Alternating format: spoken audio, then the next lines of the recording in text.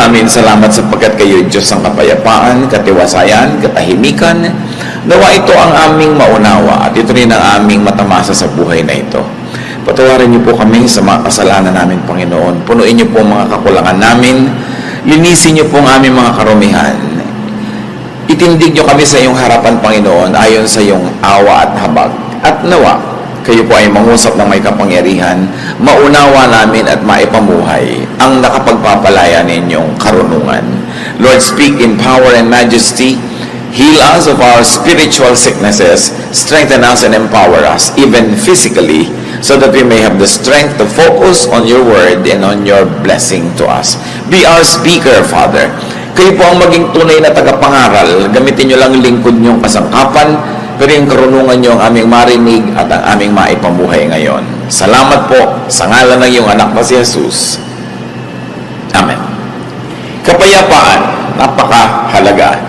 How to have and enjoy peace. Proverbs 15:17. Contemporary English version po ang ating babasahin. A simple meal with love is better than a feast where there is hatred.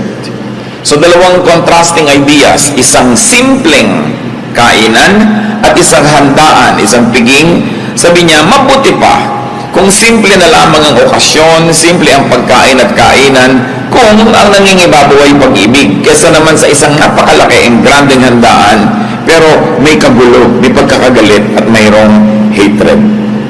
Totoo nga naman, kung minsan po sa kagustuhan nating malaki yung event, sobrang laki ng pangangailangan, sobrang dapat maraming preparasyon, malaki ang gastos, malaki yung stress, ang nagiging ending gulo. Kaya sabi niya, mabuti pa ang maghari, love. So it's one of the more important elements to have peace. Love. To love as verb, no? Because love makes peace possible. Pag may pagmamahalan, marami kang napapalampas. Pero pag may pagkakainisan, pagkakagalit, kahit maliit na bagay, napapalaki natin. So it's very important. You want a peaceful life, be loving.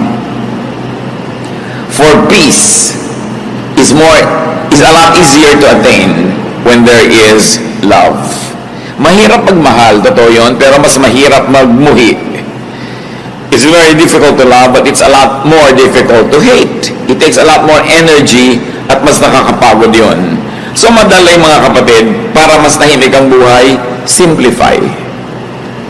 Kung kayang-kaya natin yung maluho, yung malaki, yung grande, maingay, talagang kapansin-pansin without sacrificing our peace, then go ahead.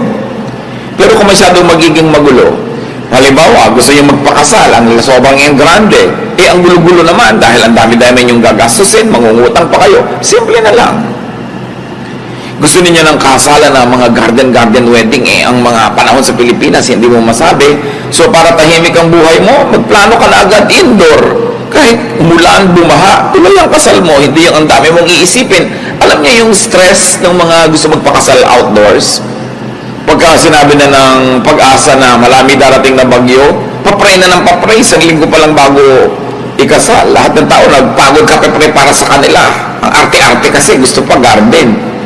Kaya tuloy nahihirapan ng maraming tao. Ngayon sa araw ng wedding, kung gabi man yung wedding, umuulan na sa umaga, hirap na hirap ang loob. Pati yung mga waiter, hindi malaman ipapasok ba o ilalabas ang handaan. Ang gulo. Kaya sabi, simplify. You want peace? Simplify. Simpleng damit. Yung iba sobrang gago ng mga damit. 5 yarda ang belo ng bride. Hindi na tuloy makalakad dahil sumabit na sa lahat ng silya, sumabit na sa carpet, nakaladkad na niya yung buong mundo. So ang hirap kasi masyadong maraming kaartihan. Kaya sabi dito, simplify. Better a simple meal rather than a feast. Magkakaroon lang pala ng hatred. Kayo na ang bahala mag-translate sa buhay niyo mga kapatid kung ano yung simple at alin yung magarbo. At alam nyo, nakakapagpagulo. Kahit sa andaan kuminsan, when you want a perfect na hain in more opulent homes, makikita mo kung paano nai-stress yung lady of the house na nakaupo with the guest kung yung mga katulong hindi marunong mag-serve. O nagkakamali, anong kutsara ang nilagay dito, anong tinidor, saan nilagay si baso, nandidila talaga yung donya at kung pwede lang niyang kainin ng palihim yung katulong niya kasi yung reputasyon niya ang nakataya. So relax, gawin mo na lamang na Ano? Hindi na sit-down dinner. Gawin mong buffet. E di ang simple-simple, hindi ka pa sobrang napagod. At kung wala ng pagkain, o wala na, di titigil na tayong kumain. Hindi yung sobrang mong gusto magpa-impress, sobrang mong gustong malaki yung statement, ang laki tuloy ng nakataya. At pag malaki yung nakataya, malaki yung pwedeng matalo. At pag malaki yung pwedeng matalo, stressed ka sa buhay. It's better to simplify. When people try to be more beautiful than they really are, when people try to stand taller than what they really are, they have to work hard so much at hiding the truth. Hindi tuloy sila nakakapahinga. Mabuting simple, mas mabuti yung inaamin mo na lang yung totoo ka as much as possible. Siyempre, hindi ka naman pwedeng 100% na totoo. Diba? Meron ka namang ini-improve, which is normal. But alam mo dapat kung ano yung sobra na to, mapapagod na ako, this is no longer good for me and for everybody else around me. Simplify and your life will be much more peaceful. Proverbs 21:9. It is better to stay outside on the roof of your house than to live inside with a nagging wife. Siyempre, point of view yan ng husband. Dapat din pwede rin sabihin, than to live inside with a nagging husband, kung husband mo naman yung nagger. Alam naman natin na sa Middle East, ang mga bubong ay pwedeng tirhan kasi flat. Pag naglagay ka ng kaprasong bubong uli doon sa ibabaw ng bubong na yun, kaprasong dingding, yun na yung upper room. So it is possible. But what Proverbs is saying is, mas masalap yung tahimik kahit nag-iisa ka na lang, malayo ka na lang sa mahal mo sa buhay. Kung nagger naman ang lagi ang pinagkagawa, kailangan tahimik ang buhay. Isang lesson dito mga kapatid, you want a peaceful life, don't nag. Mas marami naman talagang wives na guilty nito, pero hindi ito exclusive to women. May mga men, sila yung nagger. Don't insist on your own way. Bakit ba may nagnanag? Because somebody insists on your own way. Gusto ni Mrs. pisang-pisa ang toothpaste. Yung walang natitira, hindi uka-uka, tuwid na tuwid. Gusto mo pala, di ikaw ang gumawa. What you want for yourself. Ito yung husband mo, gusto niya uka-uka, tabi-tabingi. Pareho lang naman kayo ng right bilang mag-asawa. Why impose on him na lagi niyang gandahan yung pisa ng toothpaste? Diba? O gusto mo bumili kang dalawa, isa sa'yo, isa sa kanya. Tahimik ang buhay. But why impose your values on somebody else? Because you think you're better? Because you think you're superior? Kaya nagkakagulo mag-asawa. Because you impose. Gusto nung isa ang lamig-lamig ng aircon, gusto nung isa mainit, maghiwalay kayo ng kwarto. O wag na, wala na lang aircon para walang gulo. Yung gusto, yung isa ayos na ayos yung sa pinangkama, yung isa naman pagka sumakay sa kama, nagulo na lahat. Maghiwalay kayo ng kama. Ngayon, ayaw mo maghiwalay, tiisin mong magulo. Gusto mo pala mag-ayos ka, pero kung ayaw niya mag-ayos, don't impose. When somebody imposes, that's when stress becomes unbearable. Siyempre naman, yun namang mga asawa, lalo kasambahay, kung pwede kang makisama dun sa mahal mo sa buhay para siya sumaya, di gawin mo rin. Pero ang totoo, may problema nun, hindi yung ayaw pumisa ng toothpaste ng maganda, yung nagpipilit na laging gandahan yun. Yun ang mas may problem. Dahil hindi naman ini-insist sa'yo ng asawa mong guluhan mo ang pagpisa. Siya, pumipisa lang, ganun lang. Pero hindi niya ini-impose sa'yo yung taste niya. Pero ini-impose mo sa kanya yung taste mo. Because pastor, di po ba mas maayos naman talaga yun? Oo nga, pero hindi. Sa 20 taon ba nakasasabi mo sa kanya na natutunan na niyang pisain ang tama? Di ba ang dami niyo na naging gulo dahil lang dyan? Tanggapin mo na lang o magpalit ka ng asawa. Hindi mo naman magagawa, bubili ka na lang ng extra toothpaste. O ayaw mo naman, pagtsaga mo tabi-tabingi. Alam niyo ibig sabihin, may mga babae kasi ang gusto, pag pinisa mo yung toothpaste, lahat na doon sa dulo, yung malapit sa labasan lahat at pantay dapat. At araw-araw yan ang problem. No? So, tanggapin mo na lang kung yung asawa mo pag naliligo, tumatalsik-talsik dyan, nagiging parang kanal yung bahay nyo. Kaysa man mag-away kayo, punasan mo na lang. O magdalawa kayo ng banyo kung meron kayong budget. Pero hindi pwedeng i-insist mo sa kapwa mo kaning gusto mo, kahit asawa mo siya. We were created as individuals with individuation. Don't nag, don't insist on your own way. What you want for yourself. What you want done, do yourself. Hayaan mo yung isang tao kung ganun ang kanyang ugali.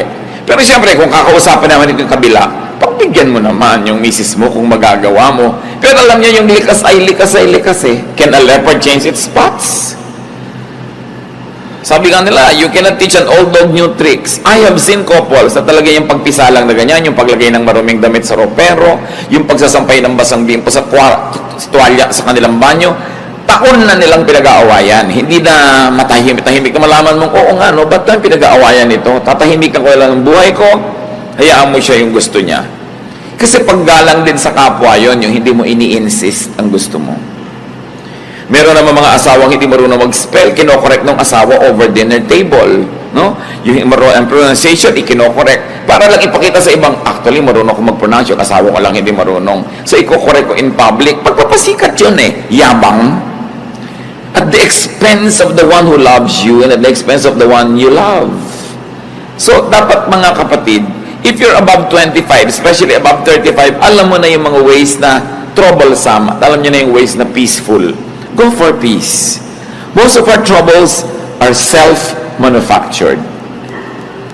Ngayon, kung ikaw naman yung asawang ninanag, don't invite nagging para din tahimik. Do your part. Do your duty. Do what you must. Kung pwede mong pagbigyan, para tahimik kayo, di pagbigyan mo. Move on time. Yun naman mga ninanag kasi, kung anak yung ninanag, hindi pa kasi sumusunod agad. Kung sumusunod ka na ba naman agad, di tapos na rin yung nagging. Many people nag because they don't get the results that they want. So you want them to stop nagging, give them what they want. They'll stop. Now, if you want naman to stop this trouble in your life, change your standards so you don't have to nag. Both parties have to do something to have peace. Especially in a home, it takes at least 2 people to make trouble. At kung ikaw yung laging ninanag, do things well. Lalo yung mga anak, may karapatan naman ng mga magulod yung inag kayo because ninuhubog kayo sa tamang ugali. Tsaka siyempre sila may authority sa bahay So, kailangan ka mag-conform sa ganong authority.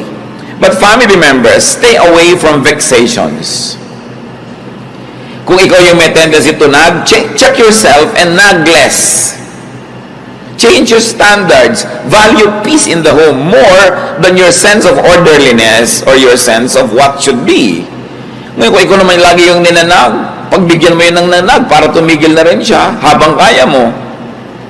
Kung ikaw yung lagi nalang pinapaalalahanan, tandaan mo na para hindi ka napapaalalahanan. Mahalaga tahimik. Do not allow yourselves to be vexed.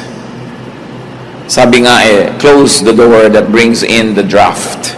Isang Arabic saying. Kung ano yung laging nagiging dahilan ng pag-aaway, solve nyo yon para matahimik na yon at matapos na once for all. Kasi alam nyo yung may trouble, lalo sa sambahayan, para ka naglalakad, nakasapatos ka na may bato sa loob. Masakit, mahirap. Why live with it when you can live without it comfortably? But it's only a matter of deciding that, yes, I'm going to value peace. More than the standards that I like, and probably more than my personal inclination, mas mahalaga that there's a climate of peace. If you have to choose, settle for physical rather than spiritual or emotional discomfort. Meron kang benefit. It will give you more money. It will make your life more comfortable. It will give you more things. Pero alam mo, dadalahin ang konsyensya mo, mababagabag ka, mahihirapan ang loob mo. Mas pahalagahan mo, kapatid, yung kalooban mo. Nothing outside the body can compensate for something that is sick inside it. Lalo kung espiritu o puso. So magbigay na, maglingkod, para ka nalang matahimik. Kaya sa i-insist mo lagi, this is my right, this is my right. Pero lagi naman kayo nag-aaway, sige na nga. Doon sa mga agaw-agawan ng mga magkakapatid sa mana, dapat pantay-pantay, eksaktong-eksakto. Pero sa pagpapa-eksakto mo, sobrang nagiging gulo dahil meron talaga mahilig mang lamang. O kung hindi mo ikakamatay, ibigay mo na ng tahimik ang mundo. Lalo't alam mo na talaga makikipagpatayan siya, makuha lang niya yun. Ba't ka naman makikipagpatayan? Ibigay mo na lang. Lalo't hindi mo naman ikamamatay na ibigay yun para kayo tahimik. Alam niyo yung gulo, mga kapatid, expensive. You see, pagka naman ibinigay ko, mawawalan ako ng ganitong halaga, pero ang dagkanong nawawala sa iyo na tumataas ang presyon ng dugo mo, nagkaka-stress ka, tumataas ang blood sugar mo, naapektuhan ang iyong kidney, naapektuhan ang iyong desisyon, naapektuhan ang itsura mo, yung mukha mo. May cost yun, hidden cost. Most of the time, we pay for those costs without knowing it. Na mas nalulugi tayo sa pagpipilit nating maging dapat makatuwiran, dapat yung right ko, dapat yung duty niya, dapat ganyan. Pero kakahanap mo nun, lalo tayo na maibigay sa'yo, gumugulong buhay mo, gumugulo din yung iba. Ang mahalaga, tahimik. Kaya ang sabi ng Panginoon sa Matthew 5:41 to 42, if a soldier forces you to carry his pack 1 mile, carry it 2 miles. When people ask you for something, give it to them. When they want to borrow money, lend it to them. Ang kahulugan lang nito, kung alin yung makakapagbigay sa inang kapayapaan, kahit merong konting cost, pahalagahan mo yung kapayapaan. Noong araw po yung mga Roman soldiers, they could force any citizen of the countries that they conquer to carry their pack for 1 mile. So pag may mga nagmamarch na Roman soldiers, gusto niya ipadala yung gamit niya sa'yo, pwede niya talagang hingin yon 1 mile. Duty mo yon dahil citizen ka ng empire na yon. Pero sabi nga, pinipilit ka magdala ng 1 mile, gawin mo pang 2. Kung yun ay ikakatahimik ng buhay mo, kesa pagpipilit mo na ayoko, pero gumulo naman ang buhay mo, dalhin mo na nakapag-exercise ka pa. Yung may umuutang sa'yo, tago ka ng tago, dumadaan ka pa sa bintana, halos sa pagkahulog-hulog ka, nagkakasinusunungaling ka sa pagtatago, may ipapautang ka naman, pautangin mo na nang umalis na. Tahimik ka na, kesa ayaw umalis sa tapat ng bahay mo. Ang sinasabi lang ng Panginoon dito, maraming bagay na may halaga, hindi lang pera ang mahalaga. So kung yung pagpaparaya, yung pagbibigay, yun ang makakapagpatahimik sa buhay mo, yun na lang ang pahalagahan mo. Marami mo sabi, hindi yata dapat, hindi dapat. But look at your life kung tahimik kayo. Kung payapa kayo. Kahit naman ayaw mong pumayag, pinipilit ka pa rin nila eh. Kahit tumatanggi ka, nandyan pa rin hanggang hindi nila nakukuha yung gusto nila. So it's up for you to decide which is more important to me at this point. Matahimik ako at mawala siya sa harap ko o ipagpilitan ko na ayaw ko magbigay sa kanya. Another way, of course, to peace is to do your duty. Katulad ganon, yung soldier, pinagbubuhat kanya ng 1 pack for 1 mile, it's your duty, do it. Tulad din ng mga husband, hindi naman natin gustong konsintihin yung mga husband na ayaw ayusin yung paggamit nila ng mga banyo, pero duty nyo rin to please your wife. The Bible tells the husbands, please your wife.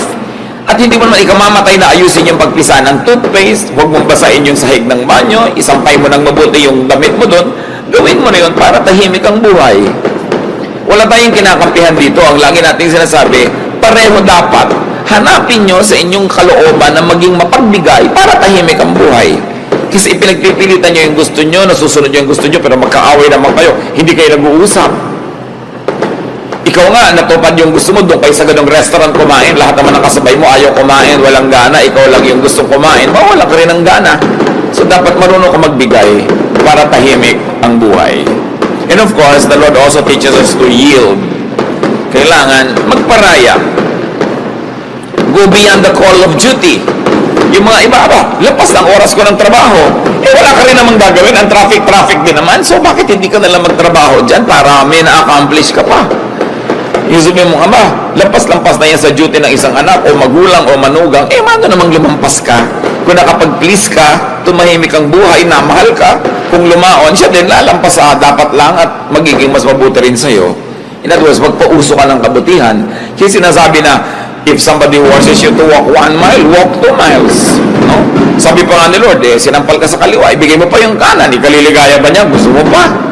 Of course, it's a figure of speech. Isang pagmamalabis. Pero ibig sabihin lang, huwag ka masyadong matuos. Huwag laging compute ka ng compute, ay lugi na ako, lampas na. Kung kaya mo pa magbigay, ikaw pa yung magbigay para magpauso tayo ng climate of peace. No? Habang kaya. Because peace has a price. Trouble has a price. Pareho lang tayo magbabayad, doon na lang sa peace.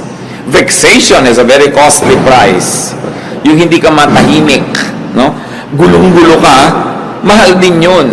So, kung minsan binabayaran na lang natin, binibili na lang natin yung katahimikan natin para rin sa ikabubuti ng ating kalusugan. And then give.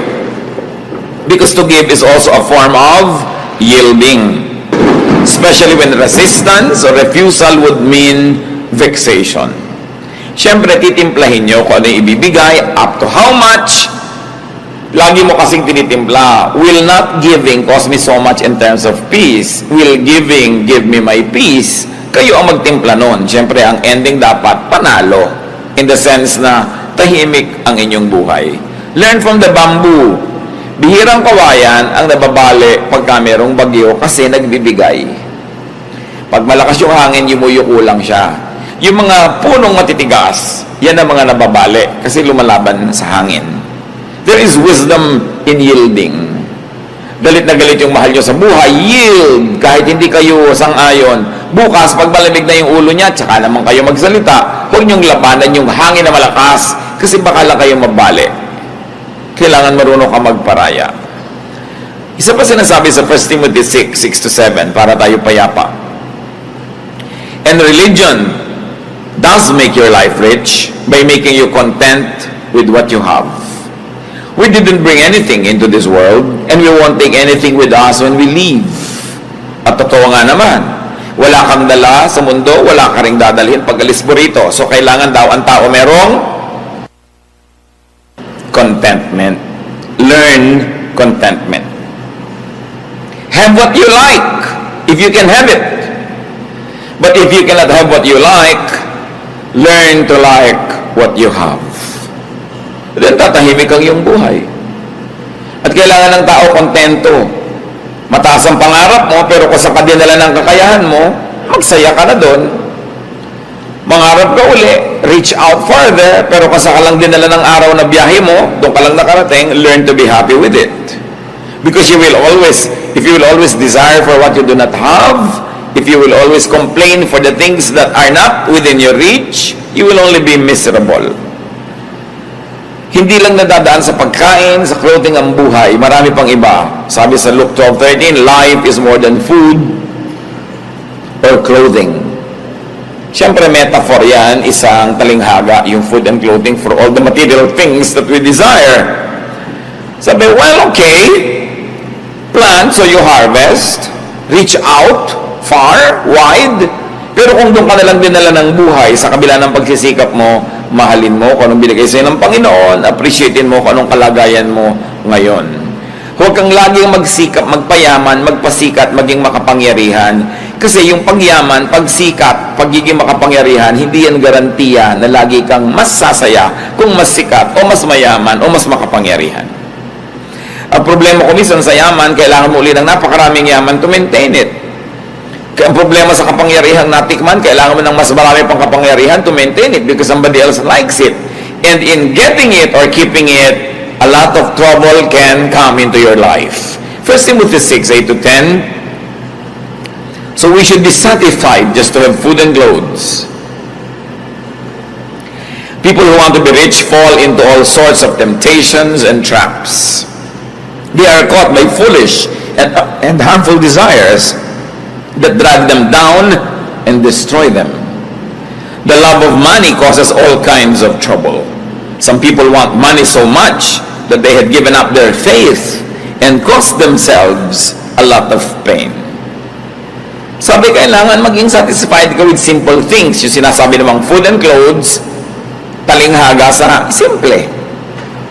Hindi sinasabi, magpakasimple ka na lang all your life, pero kung yan na lang talaga ang narating mo na hindi mo sinacrifice ang pagiging mabuting tao, ang pagiging anak mo ng Diyos, well, learn to be happy with it.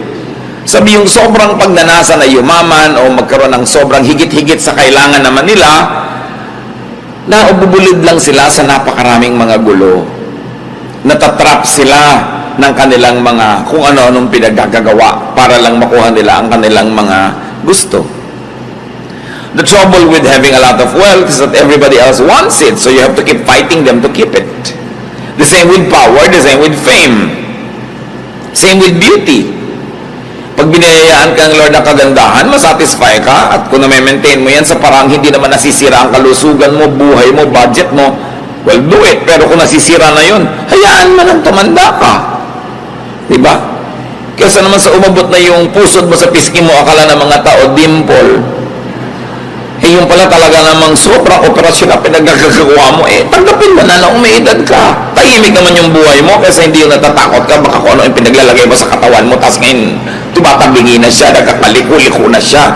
Yung mga tattoo mong kilay nagiging berde na, yung mga inimplant na sa'yo, umiimpis, lumalakad na yung mga kung anong bahagi ng anatomy mo, di ba maguguluhan ka nun?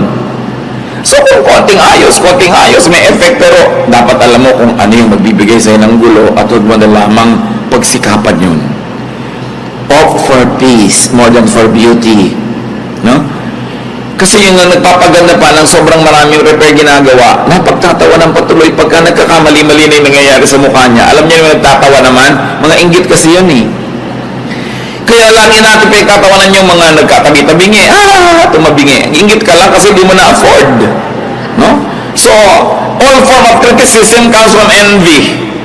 Dahil kung talaga maka-Diyos ka, may tumatabingi yung mukha, maaawa ka dapat. Pero ba't mo pinagtatawanan? Inggit ka siguro. Kung hindi man ngayon, noon, kaya tuwang-tuwa ka ngayon na mas maganda ka pa. So, buti pa ako. Di ba ganun yun? Buti pa ako, hindi tumabingi yung mukha ko. So, analyze din natin sarili natin, baka meron tayong envy.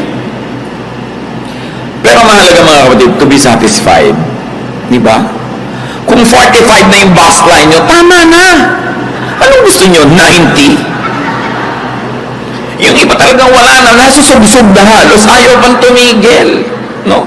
Hindi na titigil kung ano pinaggagawa sa katawan. Hindi lang sa physical repair. Yung sobrang honor na, gusto pa, nagngangangalngal dahil 99 yung grade. Ano ka ba? 99 na nga, yung kasunod mo, 88 pa lang, tapos ang lungkot mo pa, dapat matuto na tayong sumaya. Kung yun na yung best natin. Ito na yung buhay na naibigay sa inyo ng asawa nyo. Dati, ikaw ay isang may bahay na walang bahay, no? So, hindi ka na nagkabahay kahit kailan, may asawa ka naman, di sumaya ka na. Kasi may bahay na wala naman siya katabi, wala naman siya kapiling sa buhay. Yun ibig sabihin, count your blessings. You are not better than the other person. But what's important is for you to count your blessings. Siyempre, kung marami kang anak, laging halos wala kang pera, ang dami mong binabayaran, matrikula, gastos, pero dumadami naman yung tao na nakapaligid sa'yo, tumatanda ka, meron kang mga kasama sa buhay, kakaapo ka, kanya-kanyang blessing yan, kanya-kanyang bilang, kanya-kanyang pagsisikap na maging kontento sa buhay. It's very important to be happy. Hindi ka masyadong matangkad, huwag ka nang malungkot, at least hindi ka tatamaan ng kidlat. Kasi yung matataas ang tinatamaan ng kidlat, di ba? Lagi mo, merong blessing ang buhay ko, I will be happy with it. I will celebrate what God gives me. Hindi naman ibig sabihin ng kontento, wala ka ng pangarap at wala ka ng pagsisikap at ambisyon. Yes, dapat mag-ambisyon, mangarap, pero hanggang doon talaga ang narating ng kaya mo, accept it, and then celebrate it. If more means more trouble, more stress, more pain, what's the point? Sobrang lumaki nga ang kita nyo mag-asawa pero nagkahiwalay na kayo forever. Hindi ba kayo pwedeng mabuhay ng konti lang pero masaya naman kayo? Pili-pili. Hindi lang pera ang mahalaga.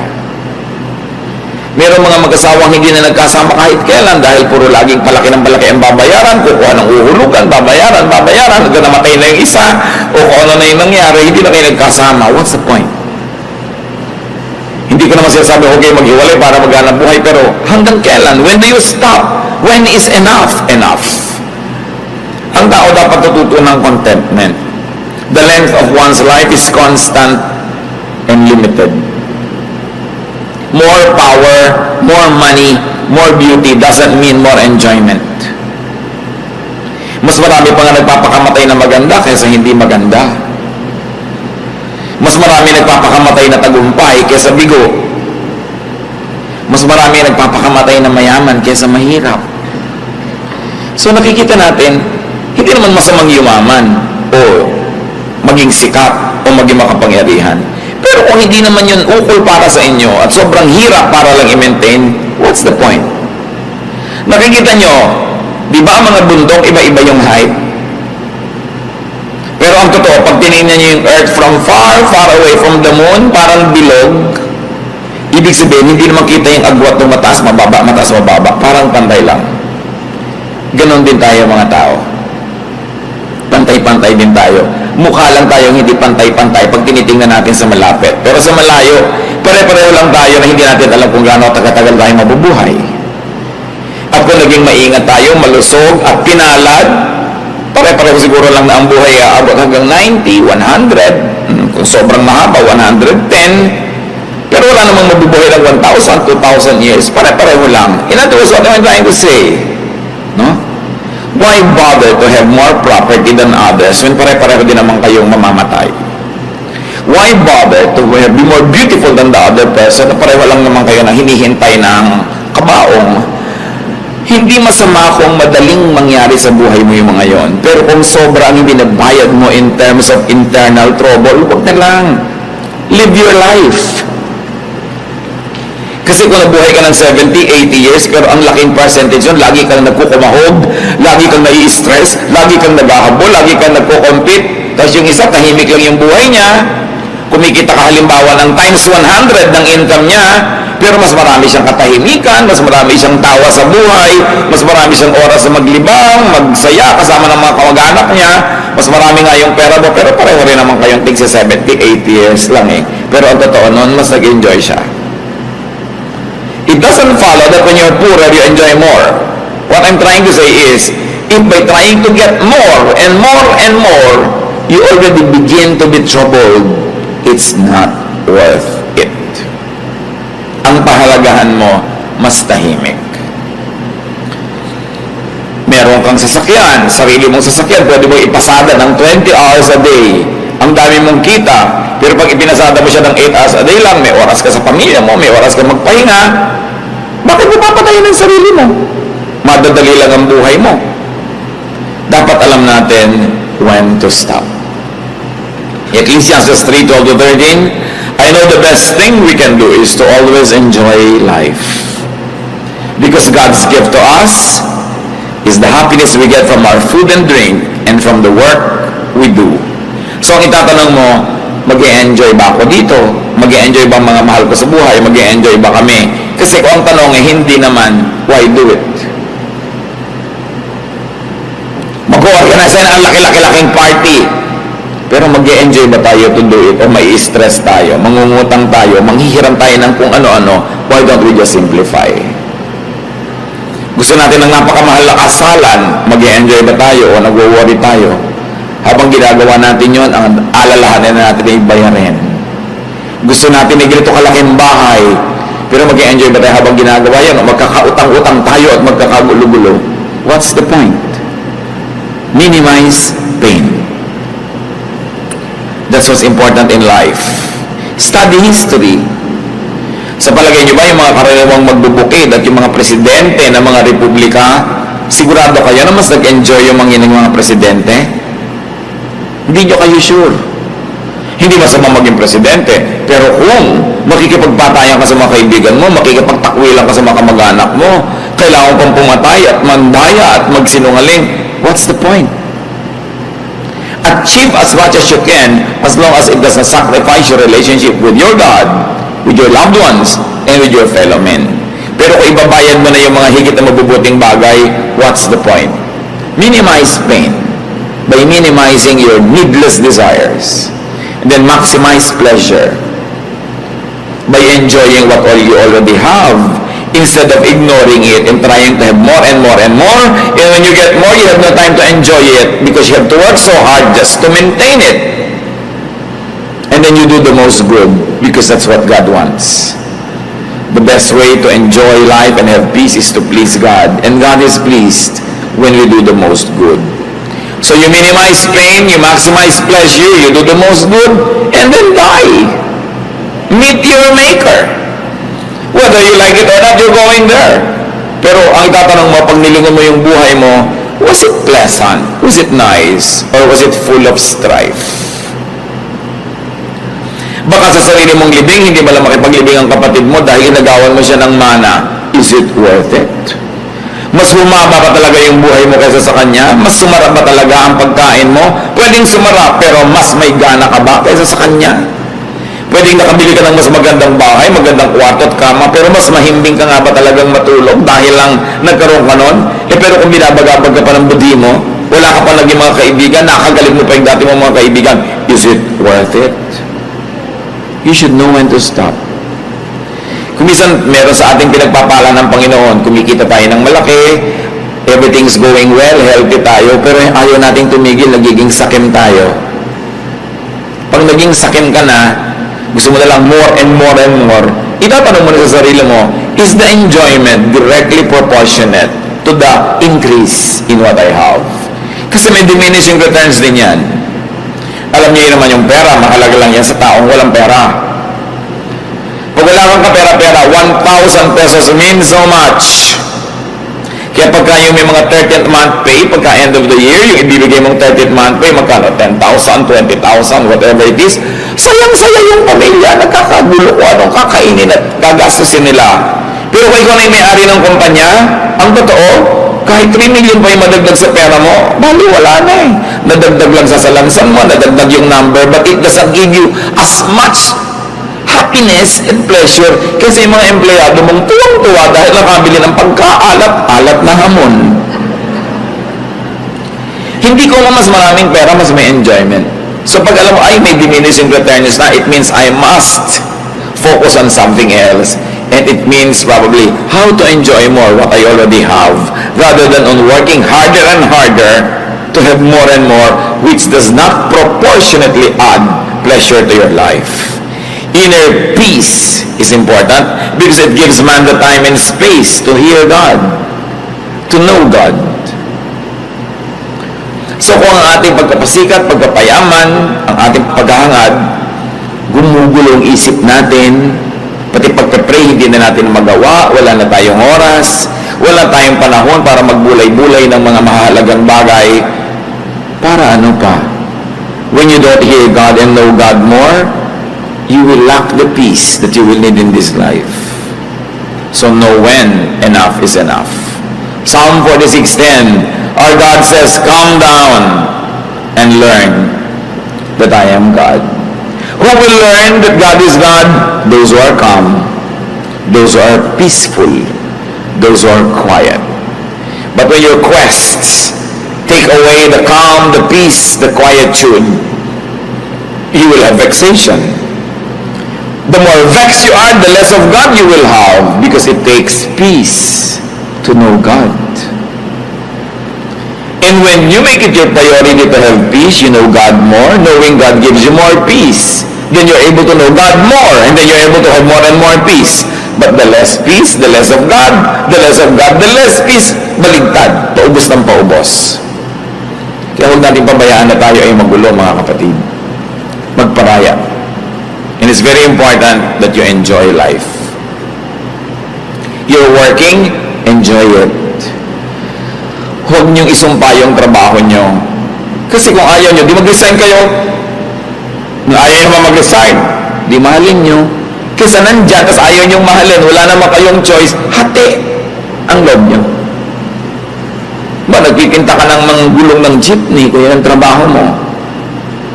Tapos inaiinis ka, nagagalit ka sa buhay mo, inuumpog mo yung sarili mo habang ginagawa mo yun. Pero kailangan mo rin namang gawin, lugi ka dahil ginawa mo, tapos hindi ka nag-enjoy. Kailangan mo rin namang gawin, di-enjoyin mo na siya. It's important to teach yourself to love what you do. Yan ang ituluturo sa atin ni Solomon eh. Find pleasure in what you do. Huwag yung ay Lunes na naman, ay umaga na naman. Ano, mas gusto mo namatay ka na kagabi para wala nang umaga? Huwag yung pinagsasasabihin, ay umaga na naman, laging, wow Lord, thank you. May umaga na naman, I have another day to eat, to drink, to enjoy life, to make money, or to do something nice. It's always a privilege. Lahat ng hindi pwedeng iwasan, dapat enjoyin. Kasi hindi mo naman pwedeng iwasan, enjoyin mo na. Yan ang sign ng intelligence if it's not a sign of spirituality. But in any case, brothers and sisters, always prioritize your inner peace. Lagi niyong itanong, ano ang effect nito sa inner peace ko? O mga dalaga na mahilig magpakasal sa garden. Alam niyo kung bakit nakakainitan pa yung garden wedding na yan? Kasi ako yung nagkakasal. Nakaka-stress. No? Kung minsan ang lakas-lakas ng hangin, parang labinta na yung belo ng babae. Dahil kaya ng hangin itong babaeng ito nang malaman niyang hindi tamang dito siya nagpakasal sa ibabaw ng bundok. No? So, sabihin mo, okay, gusto namin ng ganitong wedding, pero may kakaroon ba ako na inner peace? Na lagi ako nag-iisip, paano kaya yung weather, we cannot control it? O, ibaba mo na lang, maglagay ka na lang ng mga plastic na halaman dyan sa loob at manuwari hardin. Lagyan mo ng mga tuko kung gusto mo para hardin na hardin ang effect. Hindi ka pahihikain. So, ano ba talaga ang gusto mo sa buhay? Will it give me inner peace? Ayaw ng anak mo ng isang kurso, ipinagpipilitan mo, will it give your anak inner peace? Will it give you inner peace? Anong gusto mo lang? Gusto mo lang magkaroon talaga ng anak na engineer o dentista kahit hindi kayo peaceful? Ayaw ng asawa mo na ganito ang gawin mo sa bahay ninyo, pero gusto mo, ang tanong is, will it give me inner peace? I want to arrange the furniture, pero walang budget. Will it give you inner peace? Will it give the other members of your family inner peace? Bihira kasi natin mga kapatid, nilalagay sa equation yung peace. Okay, nagagalit ako sa kanya, gusto ko siya kausapin. Will it lead to peace? Will your method bring about peace? Okay, naihinga mo yung gusto mong sabihin, sumaya ka, namura mo yung gusto mong marahin, napagalitan mo yung gusto mong pagalitan, but did it bring peace? If it didn't, it's not worth it. Because we, the children of God, are to be called peacemakers. Hindi lang tayo nabubuhay para pagbigyan yung pati ng bibig natin, na yung gusto natin pawalang salita, kahit maanghang yun, o mahapdi, o masakit, o matalim, papawalan mo. Ang tanong, will I be called a child of peace? A peacemaker. After I have done this, always have peace. And make it your ministry to give peace. Not always to give a lesson, to give a lecture. Give peace. Pag kayo nagbibigay ng kapayapaan sa inyong kapwa, hindi nyo sila kailangan itali sa inyong paligid. Sila na mismo ang magbo-volunteer na susunod-sunod sa inyo, sasama sa inyo, kasi peace ang napapala niya. Pero pag laging gulo ng isip, bagabag, lalayo sa inyo. Gusto niyo ba yun? Bakit ang daming magagandang babae o magagandang lalaki nilalayuan ng asawa? Kasi hindi peaceful ang buhay nila.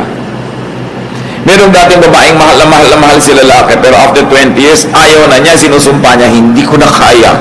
Sabihin niya, ano hindi niya kaya? Yung gulo ng loob. Huwag na, di bali na, kung guwapo ka, di bali na may pera ka, ayoko na. Kasi ang mahalaga talaga, peace eh. So give peace. Allow others to be peaceful. Hindi ko mo lamang ikaluluwag ng loob mo, ibinuntun mo na sa kapwa mo, siya naman ang nahirapan. Be kind. So ang tanong, what vexes you? Anong gumugulo sa isip nyo? Ano nagpapagulo sa kalooban nyo mga kapatid na pwede namang tanggalin para huwag na lang kayo maguluhan? Tanggalin nyo na para gumaan ang buhay nyo. Kung kaya nyo magbuhay ng wala yun, what's the point? Diba?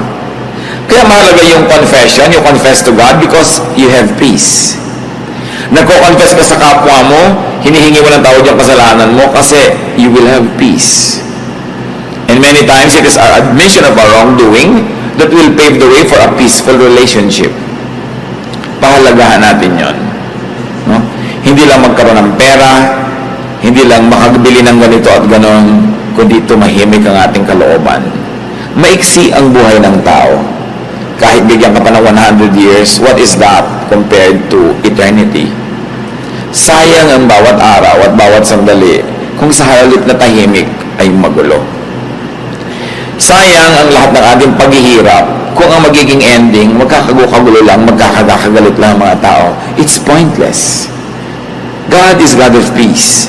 And if there's one gift that God would like us to enjoy, it is a life of peace. But for us to enjoy it, we must be able to identify the causes of vexations and troubles, and in the name of Jesus, get rid of them. Open your hearts up to God and allow His methods of peace, His ways of peace, which is to be humble, to be kind, to be contented, and to be willing to be corrected. Don't always insist on your own way. Sabi sa Corinthians, love does not insist on its own ways. Mas pilitin natin na maging mapagbigay kaysa mapag-impose. Mahirap kasama yung laging gusto niya, siya ang nasusunod. Pwedeng masunod siya ng masunod, but after a while, wala na rin susunod sa kanya. Mawawalan ka na rin ang kasama. Don't always impose yourself. Give peace to people who think otherwise, who like something else. Kanya-kanya lang ng panahon, bigayan dapat ang buhay, lalo sa mag-asawa at sa pamilya. Tama namin, Diyos. Siyasatin niyo po ang puso namin ngayon kung kami po ay payapa. Tahimik ang aming buhay. Dalawang uri ng kaguluhan, maaaring kaguluhang dahil sa aming pamamaraan ng buhay at meron ng mga kaguluhan na espiritual na kung tutuusin, meron din kami pananagutan kung bakit kami nasuot sa magulong spiritual life. Pakita niyo sa amin ang mga pagkakamali namin para maituwid, Panginoon. Pakita niyo rin yung pagiging naming selfish when we insist on our own ways. When our peace means trouble for other people. Teach us, Lord, to balance, na may bigayan, na marunong din kami magparaya para kumisa naman. Sila naman yung payapa. Kahit kami ang magbigay. Sa lahat ng mga pamilya dito, Panginoon, na ngayon ay pinaghaharian ng gulo, kanya-kanya, agawan, awayan, pataasan ang mga pride, kanya-kanyang mga kasakiman. Patawarin niyo kami at ipakita niyo sa amin ang pananagutan namin at nawa maging daan kami, Panginoon, para gamutin niyo ang aming mga pamilya. Bless every family represented here. And through the people that hear your word and obey your word, O God, let your peace come into every family. Even workplaces, even communities and organizations. Pero una ngayon ang hinihiling namin, Panginoon, siyasatin mo ang puso namin at ipakilala mo, ipamukha mo sa amin ang mga pamamaraan, ugali, pag-iisip namin na kalaban ng kapayapaan. Nagbubunga pa ng gulo. Gulo sa aming kalooban, gulo sa aming kapaligiran, gulo sa aming mga relasyon. Teach us your ways, O God. Your ways that are peaceful and peaceable. Your ways that not only bring about peace in us, but also promotes peace wherever we go. Teach us and make us agents of peace. Lalong-lalo, Panginoon, kung kami may influensya, maybe our office, our job, our work, our job description, our rank, our title, sinusuko namin ito, Panginoon, para maging kasangkapan mo ng kapayapaan. Lalong-lalo ang aming mga dila na madalas sa katabilan nagiging sanhi ng gulo imbes kapayapaan. Turuan mo kami, Lord, na pag kami mga kakilala kami na nagkakagalit, huwag kaming kumampi, kundi maging agents of peace. Huwag naming abusuhin ang aming kapangyarihan o office para apihin yung mga kalaban namin o kalaban ng mga mahal namin sa buhay. Kundi habang kami may office, may official work, may title, that we be fair. Maalala namin na ang bawat trabaho binibigay mo sa amin is your trust. And you want us to be agents of your peace and fairness and justice. Teach us, O God. Magbulay-bulay tayo, mga kapatid. Pakinabangan natin ang sandaling ito. At nang tayo'y magiging lalo pang tahimik, ang lahat ng kilala natin ay matahimik dahil sa ating impluensya. At ating mga tahanan, mas lalong magkaroon ng kapayapaan dahil sa ating mga pamamaraan. Lord, in silence, may you allow us to reflect. Teach us how to enjoy lives of peace.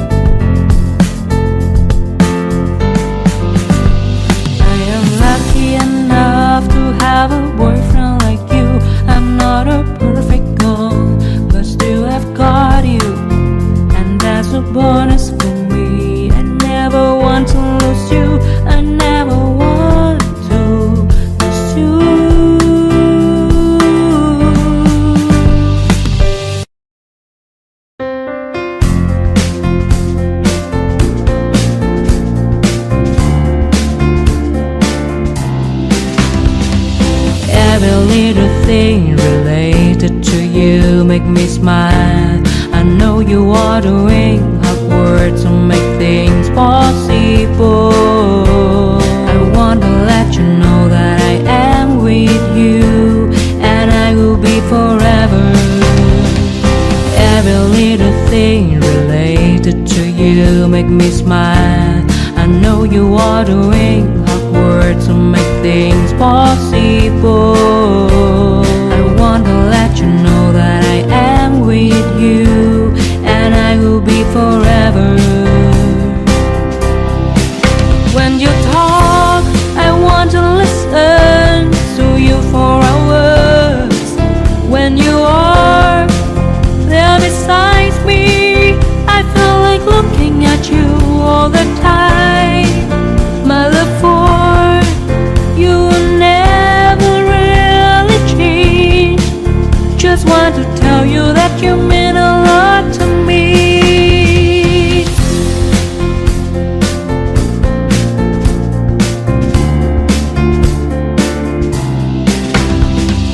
Every little thing related to you make me smile.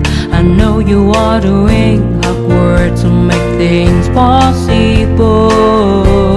I want to let you know that I am with you, and I will be forever. Every little thing related to you make me smile. I know you are doing hard work to make things possible. I want to let you know that I am with you, and I will be forever.